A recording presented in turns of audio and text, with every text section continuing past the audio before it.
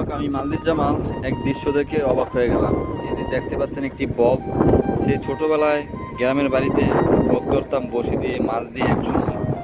তো এই বকটা তাকায় রয়েছে, এদিকে দেখছেন অনেক মানুষ। তারপরও এই দেশের বকগুলো অনেক বিশাল বড়, বকটাগুলো অনেক বড় আকারের, জুম করে দেখালাম। তো এই বকটা দেখা গেছে কি এই জায়গায় কি আপনারা দেখেন ওই যে এই জায়গায় মাছ কাটতেছে।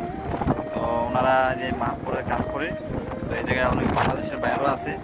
তো এই জায়গায় মালদ্বীপের যে বড় বড় মাছ, টুনা মাছ, এই মাছ কাটতেছে।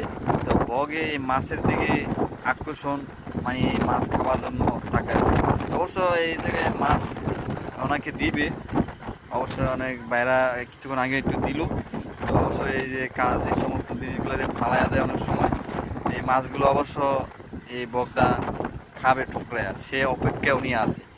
কিরকম লাগলো দর্শকে মালদ্বীপের বগটা অবশ্য